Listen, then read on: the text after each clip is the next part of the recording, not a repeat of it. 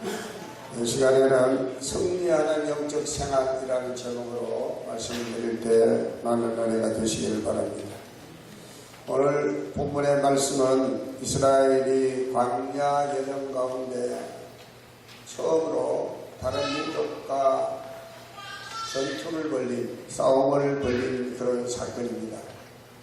하나님께서 놀라운 기사와 이적으로 애굽의 바로 왕을 굴복시키시고 이스라엘 백성들을 430년의 노예 생활 가운데서 구원해 주셨습니다. 이제 하나님께서 격가꿀이 흐르는 약속의 땅 가나안을 향하여 나아가는 이스라엘 백성들 그 광야 여정 가운데 그들에게 직면한 큰 문제가 바로 오늘 본문의 말씀에 나오는 아말렉 족속과의 직면입니다. 이스라엘 백성들은 급히 출애굽했기 때문에 싸울 만한 무기 하나도 제대로 없습니다. 물론 여호수아가 칼을 가졌다는 말이 나오지만 이스라엘 백성 장정 20세부터 50세까지의 장정이 60만 명 정도, 민수기 1장의 말씀은 1차 인구조사 때 60만 3,550명이었습니다. 그러나 그들은 훈련되지 아니하는 백성들이죠. 그저 나이 20세부터 50세까지 전쟁에 나가 싸움할 만한 남자의 수에 불과했습니다. 그런 그들에게 아말렉 족속들은 이미 그들은 진을 치고 있었고 성을 쌓고 있었고 그들은 모든 전쟁의 준비가 다 완료되어 있었던 민족입니다. 그런 아말렉과의 싸움에서 이스라엘 백성들이 승리한 사건이 바로 오늘 본문의 말씀입니다. 우리가 인생을 살아가면서 여러 가지 어려운 문제에 직면하게 됩니다. 하나님께서 전적으로 개입하시고 간섭해 주셔서 이스라엘 백성들을 출애굽을 시켜주신 것처럼 해주시면 좋겠지만 때때로 우리에게 하나님 그 문제를 직면하고 그 문제와 싸워나갈 것을 하나님 요구하실 때가 있습니다. 그때 우리는 그 싸움에서도 이겨야 할 줄로 믿습니다. 우리가 이기지 못하면 우리는 낙심하고 좌절하고 결국 살아갈 수도 없게 되어집니다. 오늘 본문의 아말렉은 영적으로 보면 마귀 사탄을 의미합니다. 성경에는 우리가 이 땅에 살아가는 한 사단 마귀로부터 끊임없이 영적 도전에 직면하게 될 것을 말씀합니다. 그리고 그 영적 도전을 회피하지 말고 그 영적 도전을 싸워나갈 것을 말씀합니다. 에베소서 6장 10절로 18절 말씀 보면 너희는 하나님의 전신갑주를 입고 마귀의 계계와 대적하라 싸우라고 이렇게 말씀하고 있습니다. 야고보서 4장 7절의 말씀 보면 하나님께 복종하라 마귀를 대적하라 그래야만 너희를 피하겠다 그렇게 말씀합니다. 베드로전서 5장 8절로 9절 말씀 보면 근신하라 깨어라 너희 대적 마귀가 우는 사자같이 두루 삼킬 자를 찾나니 너희는 믿음을 굳게 하여 저를 대적하라 그렇게 말씀합니다. 오늘 읽어드린 이 본문의 말씀을 통해서 우리 그리스도인들이 주님의 제자된 우리들이 영적 생활에 있어서 승리를 위해 우리에게 주시고자 하시는 하나님의 메시지를 여러분 함께 나누게 되기를 바랍니다. 첫째, 영적 생활의 승리, 성장의 영적 생활을 위해서 첫째 오늘 성경이 우리에게 말씀하는 것은 순종입니다. 순종. 본문 9절의 말씀 보면 모세가 여호수아에게 이렇게 명령합니다. 모세가 여호수아에게 이르되 우리를 위하여 사람을 택하여 나가서 아말렉과 싸우라. 그러자 본문 10절의 말씀 보면 여호수아는 모세의 말대로 행하였다라고 말합니다. 여호수아가 모세의 말대로 행하여 아말렉과 싸우고 모세와 아론과 훌은 산 꼭대기에 올라갔다라고 기록합니다. 모세의 말대로 행하였다라고 한 말은 모세의 명령에 순종했다고 하는 뜻입니다. 뿐만 아니라 여호수아뿐만 아니라 이스라엘 백성 전체도 순종했습니다. 여호수아는 모세의 명령이 떨어졌을 때 인간적인 계산을 조금도 하지 않았던 것 같습니다. 당시 여호수아는 20세부터 50세까지 전쟁에 나가서 싸울 만한 그 장정들의 우두머리, 즉 군대로 보면 지휘관에 해당합니다. 야전 사령관에 해당하는 사람이 여호수아입니다. 실제 전투를 하려고 하면, 적과 싸우려고 하면 여러 가지 필요한 준비물들이 있습니다. 군장이 필요하고 보급품이 필요하고 무기가 필요한 것입니다. 무엇보다도 군인들의, 군사들의 훈련이 잘 되어 있어야 합니다. 훈련이 되지 않으면 아무리 훌륭한 무기를 가지고 아무리 보급품이 넉넉해도 오합지졸에 불과하게 되는 것입니다. 여호수아가 이런 인간적인 어떤 계산을 앞세웠다고 하면 모세의 말에 조금도 순종할 수가 없었을 것입니다. 그러나 모세는 주의종 모세의 말, 여호수아는 주의종 모세의 말에 순종했습니다. 성경은 순종이 제사보다 낫다고 그랬습니다. 순종할 때 역사가 일어나고 순종할 때 기적이 일어납니다. 오늘 본문의 말씀에서 여호수아의 순종은 그 어떤 군사적인 전략보다도 그 어떤 막강한 무기보다도 그리고 병사들의 강력한 훈련보다도 더 힘이 있음을 성경이 우리에게 말씀하고 있는 것 같습니다. 오늘날 우리 그리스도인들의 문제는 우리가 실력이 모자라서, 능력이 부족해서, 경험이 부족해서가 아니라 어쩌면은 하나님의 말씀에 순종하지 못하기 때문은 아닌가 오늘 질문을 해봅니다. 먼저 저 자신부터 과연 하나님의 말씀에 얼마나 순종하는가 하는 질문을 해볼 때 자신을 갖지 못합니다. 여러분은 어떻습니까? 하나님께서 담임 목사를 세우셨을 때 하나님 뜻이 분명히 있을 것입니다. 담임 목사님을 통해서 주시는 그 메시지를 듣고 얼마나 여러분들의 삶에 성육신하려고, 인카네이션 여러분의 삶에 그대로 적용하려고 여러분이 순종하십니다. 오늘 승리의 비결은 무엇보다도 여호수아와 이스라엘 백성들의 순종에 기인한다는 것을 말씀드리고 싶습니다. 두 번째로는 영적 생활의 승리는 기도입니다. 이상하게도 모세가 손을 올리면은 여호수아와 이스라엘 군사가 아말렉과 싸우기, 모세의 손이 내리면은 물러갑니다. 후퇴합니다. 본문 11절의 말씀 보면 모세가 손을 들면 이스라엘이 이기고 손을 내리면 아말렉이 이기더라 그랬습니다. 시편 28편 2절 말씀에 이런 말씀이 있습니다. 내가 주의 지성소를 향하여 나의 손을 들고 주께 부르짖을 때 나의 간구하는 소리를 들으소서. 하나님은 20편 28편 2절의 말씀처럼 기도의 손을 들고 하나님 앞에 부르짖고 간구하는 자의 그 기도의 소리를 외면하지 아니하시고 들으시고 응답하시겠다고 말씀하고 있는 것입니다. 디모데전서 2장 8절에도 이런 말씀을 하고 있습니다. 그러므로 각 처에서 남자들이 분노와 다툼이 없이 거룩한 손을 들어 기도하기를 원하노라. 우리나라의 이수신 장군과 비견되는 영국의 영웅 해군 제독 넬슨이라는 제독이 있습니다.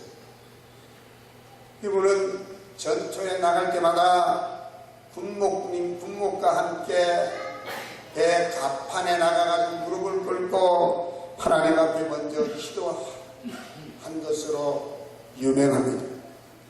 이 넬슨 제독은 늘 기도할 때마다 시편 127편 1절의 말씀을 암송하면서 하나님 앞에 기도를 드렸다고 합니다. 전쟁의 승패는 제독의 전쟁의 경험이 있는 것이 아니고 강력한 무기에 있는 것이 아니라 하나님의 손에 있음을 알고 그는 늘 하나님 앞에 무릎 꿇고 하나님께 전쟁의 승패를 맡겼다고 합니다. 그가 늘 암송했던 시편 127편 1절은 아마 그 여러분들도 잘 아시는 말씀일 것입니다. 여호와께서 집을 세우지 아니하시면 세우는 자의 수고가 되고 여호와께서 성을 지키지 아니하시면 지키는 자의 수고가 헛되도다 하는 말씀입니다. 기도할 때에 응답해 주시겠다가 우리 주님께서도 이렇게 약속하십니다. 요한복음 14장 14절 내 이름으로 무엇이든지 내게 구하면 내가 행하겠다. 일제의 눈물의 선지자 조국과 민족의 무너져가는 그 암담한 현실을 보고 하나님 앞에 눈물 뿌리며 기도했던 예레미야 선지자는 예레미야 33장 3절에 이렇게 하나님의 말씀을 대언합니다. 너는 내게 부르짖어라 내가 내게 응답하겠고 내가 알지 못하는 큰 비밀한 일을 내게 보이리라. 여러분, 기도는 무엇입니까? 기도는 영혼의 호흡입니다. 우리 육신도 호흡이 끊어지면 죽는 것처럼 영혼의 호흡인 기도가 끊어지면 우리 영혼이 죽는 것과 같습니다. 성경은 우리 그리스도인들은 육에 속한 자가 아니라 영에 속한 자, 즉 영적인 존재들이라고 말씀합니다. 영의 사람들은 기도를 통해서 하나님께로부터 늘 힘과 능력을 공급받아야 합니다. 그래야 우리는 육의 생각을 하지 않고 영의 생각을 할 수가 있기 때문입니다. 내 힘과 내 능력을 의지하는 것은 육의 생각이요 하나님의 도우심을 힘입어 하나님이 주시는 힘과 능력을 힘입어 무슨 일이든지 하려고 하는 것은 영의 생각입니다. 기도 없이 내 육의 생각을 앞세워서 무슨 일을 하면 실패할 수밖에 없습니다. 로마서 8장 26절의 말씀 보면 우리가 기도할 때 성령께서 우리의 연약함을 아시고 우리를 도우시겠다고 말씀합니다. 성령도 우리의 연약함을 도우시나니 우리는 마땅히 기도할 바를 알지 못하나, 여기 기도할 바를 알지 못한다는 말씀은 어떻게 기도해야 될지 너무나 암담하고 너무나 힘들고 너무나 답답하고 너무나 고통스럽고 괴로운 일이 닥치면 기도할 바를 잊어버리고 마는 것입니다. 그때 하나님은 그냥 엎드려서 주여 하고 기도할 수밖에 없는 때가 있는 것입니다. 그때 우리가 그래도 기도하기를 포기하지 않고 하나님 앞에 엎드려 기도하면 성령이 우리의 연약함을 아시고 말할 수 없는 탄식으로 우리를 위하여 간구해 주신다고 성경이 말씀하고 있습니다. 성령이 도와주신다는 것입니다. 신약시대의 기도의 대전제는 성령 안에서 무시로 기도하는 것입니다. 전통적으로 볼 때 로마 카톨릭은 저녁 기도를 성부라고 해서 저녁 기도를 지키겠습니다. 그리고 그 저녁 기도에는 기도문을 낭독을 했습니다. 원래 카톨릭에서는 미사도 저녁에 드렸습니다. 성만찬으로 드리는 예배를 카톨릭은 미사라 하기가 했습니다. 그런데 한국 카톨릭은 우리나라 천주교회는 언제부터인가 미사를 아침에 드리기 시작했습니다. 개신교에서도 저녁 기도를 하면 안 된다, 하지 말라 이런 규정은 없습니다. 개신교에서는 주로 천하 기도를 많이 해왔습니다. 제가 어린 시절 교회 다닐 때 저도 천하 기도를 많이 했습니다. 나이 많은 권사님들은 아예 그냥 이불 보따리를 들고 와서 교회 그냥 마룻바닥에 그냥 그냥 자신의 몸을 덮어 감싸가지고 밤새도록 기도하는 것. 저도 어릴 때 부모들 따라 같이 철학기도 많이 했어요. 개신교 목사 중 크리스토프 브리드리 블룸하르트라고 하는 목사님이 계시는데, 이 독일 목사님이 쓰신 책 가운데 저녁기도라고 하는 책이 있습니다.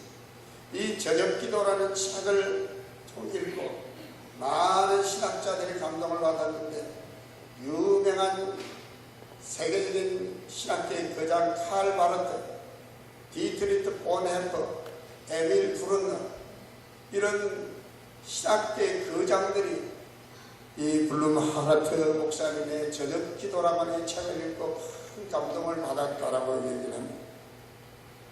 이분은 그의 아버지 요한 크리스토퍼 블룸하르트 목사님의 아들로서 대를 이어서 목회자인데, 아버지가 목회하셨던 바트볼이라는 독일 중남미의 자그마한 온천 마을에서 아버지의 대를 이어서 목회를 했습니다.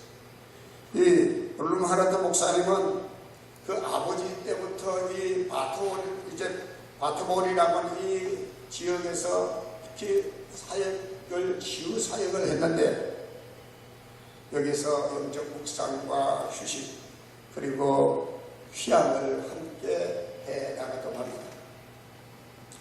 이곳에서 목사님은 열린 저녁 모임을 열었는데, 이 저녁 모임은 블룸하르트 목사님의 자녀와 그리고 손자 손녀를 포함한 가족들, 그리고 그 바트볼 교회의 직원들, 그분들과 함께 또 이 교회 소문을 듣고 여기저기서 치유와 또 마음의 평안을 얻고자 찾아온 손님들과 함께 그 자리에서 기도를 하는데, 이 블룸하르트 목사님이 원고 없이 그 자리에서 적극적으로 기도한 그 기도문을 기록한 그 책이 바로 이 저녁 기도라고 하는 책이라고 합니다.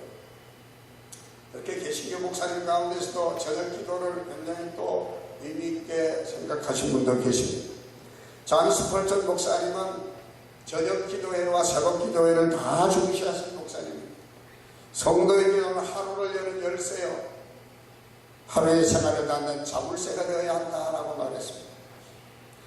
전통적으로 한국 교회는 사실은 저녁 기도보다 새벽 기도를 더 강조해 온 것이 사실입니다. 한국 교회의 부흥을 말하는 교회 성장학자들은 한국 교회의 부흥의 원동력은 바로 새벽 기도에 있었다라고 말합니다. 존 스펄전 목사님이 이런 말씀을 하신 적이 있습니다. 영국의 안개 가득한 아침을 새가 깨우고, 일본은 공장의 기계 소리가 아침을 깨우고, 한국은 교회의 새벽 기도 소리가 새벽을 깨운다라고 할 정도로 한국 교회의 새벽 기도는 널리 알려졌습니다. 왜 한국 교회가 이렇게 새벽 기도에 열심을 내었을까? 물론 예수님도 새벽 기도 하시기 때문이긴 하겠지만, 1907년 평양 장례교회 회개운동이 일어난 이후에 길선주 장로님이 회개하고 평양신앙에서 신앙을 하고 후에 목사 안수가 되어서 목회를 하는데 새벽기도 운동을 주창했습니다. 그런데 성경적 근거는 뭘까? 바로 시편 46편 5절에 있지 않나 이렇게 생각합니다. 하나님의 그 성도에 계심에 성이 흔들리지 아니할 것이다. 새벽에 하나님이 도우시리로다. 아마 아무랬던 그 외정 때에 한국 교회를 그리고 이민족을 생각할 때 하나님이 개입하시고 간섭하셔서 도와주셔야 되는데, 새벽을 깨우면 하나님이 도우시겠다는 믿음이 들어서 우리의 믿음의 선진들은 새벽 기도에 열심을 내었던 것 같습니다. 여러분, 많은 분들이 이 새벽 기도를 통해서 하나님의 도움을 체험한 감정들을 많이 합니다. 여러분, 우리가 영적 생활에서 승리하기 위해서는 기도 생활이 있게 되기를 바랍니다. 특별히 새벽 기도가 있게 되기를 바랍니다. 마지막으로 승리하는 영적 생활을 위해서 오늘 성경 우리에게 협력할 것을 말씀합니다. 제가 협력이라는 말은 제가 붙였는데 사전을 보니까 특정한 목적을 달성하기 위해서 서로 힘을 합하여 돕는 것이다. 이게 협력이라고 이야기합니다. 어떤 특정한 목적이 있고 그 목적을 달성하기 위해서 서로 힘을 합하여 도와주는 것, 이게 협력입니다. 오늘 성경의 말씀 보면 그 협력의 모델을 보게 됩니다. 아론과 훌이 주의적 모세를 협력함으로써 여호수아와 이스라엘 군사들이 아말렉과의 전투에서 승리한다는 것입니다. 주의적 모세가 피곤해서 팔이 내려올 때 이스라엘이 아말렉과의 싸움에서 지는 것을 봅니다. 반대로 모세의 팔이 올라가면 이스라엘이 이깁니다.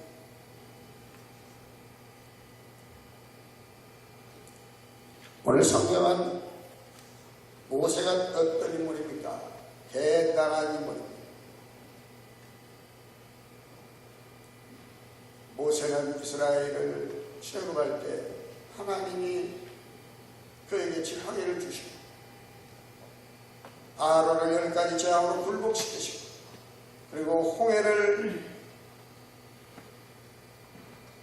이스라엘 백성들로 하여금 홍해를 건너도록 그 지팡이를 홍해를 향하여 내밀 때 홍해물이 갈라지고 반석 마라에 썩물을 단물로 바꾸고 반석을 쳐서 샘이 나게 하고 모세를 통하여 나타난 하나님의 기적들은 이루 열갈 수 없을 정도로 많습니다. 이렇게 대단한 인물이 모세입니다. 그런데 오늘 성경은 이 모세가 피곤함에 팔이 내려왔다. 모세 같은 사람도 피곤하네요. 여러분, 우리 예수님도 피곤할 때가 있었어요.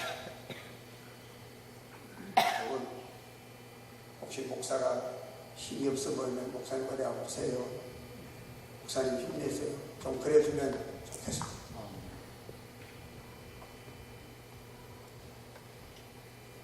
아론과 훌, 아론은 모세의 형이고 유대의 역사학자 조세푸스에 하면은 훌이라는 사람은 모세의 누나인 미리암의 남편이다 라고 그렇게 기록하고 있습니다. 가족이니까 그렇게 돕지, 그렇게 생각할 수도 있겠습니다. 그러나 여러분, 가족이 요즘 더 무서운 거예요. 가족이 더 무서워요. 미리암이 자기 동생 모세의 영적 권위에 도전하지 않습니까? 그래서 나중에 문둥병에 걸리게 되죠. 자기 형제라도 질투심이 생기게 되는 거예요. 하나가 되기 참 어려워요. 영적 생활에 승리하기 위해서는요, 협력하고 하나가 되어야 되는 겁니다.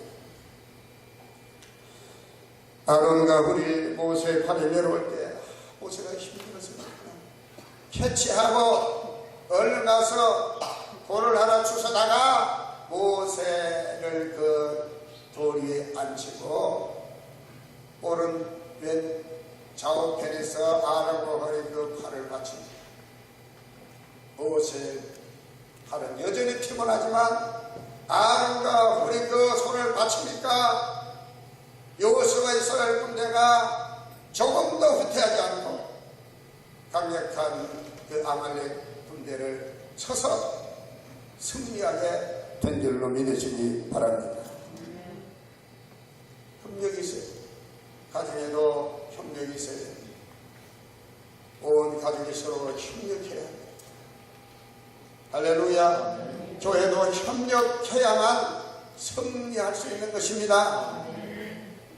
어떤 조직이든 어떤 공동체든 하나가 되지 못하고 협력하지 못하고 서로 힘을 합쳐서 도우려고 하지 않는다고 하면 그 공동체는 와해되고 마는 것입니다.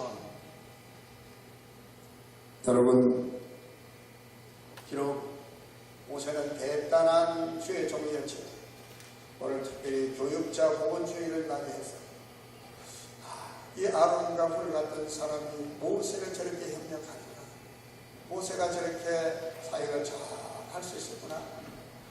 저는 개인적으로 그런 생각을 해봅니다. 목회는 혼자 하는 게 아니라고 생각합니다.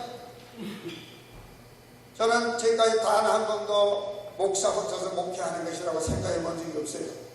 혹 여러분들이 보기에 목사가 독재하는 것 같아도 목사는 절대 그런 마음을 갖고 있지 않아요.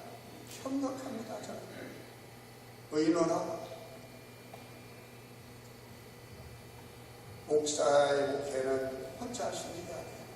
첫째는 주님이 도와주셔야 되고, 그리고 성도님들이 협력해 주셔야 되는 것입니다. 이 협력에 있어서 중요한 요소는 뭐냐면 서로를 신뢰하는 것입니다. 할렐루야. 히브리서 13장 17절 말씀 보면 너희를 인도하는 자들에게 순종하고 복종하라. 그들은 너희 영혼을 위하여 경성하기를 자신들이 청성할 자인 것 같이 하느니라. 그들로 하여금 즐거움으로 이것을 하게 하고 근심으로 하게 하지 말라. 그렇지 않으면 너희에게 유익이 없다. 오늘 제가 특별히 교육자 보건주의를 맞이해서 여러분, 목사의 목회가 즐거우면 목사가 건강한 거죠. 즐겁게 목회할 수 있도록 협력해 주시기를 부탁을 드립니다.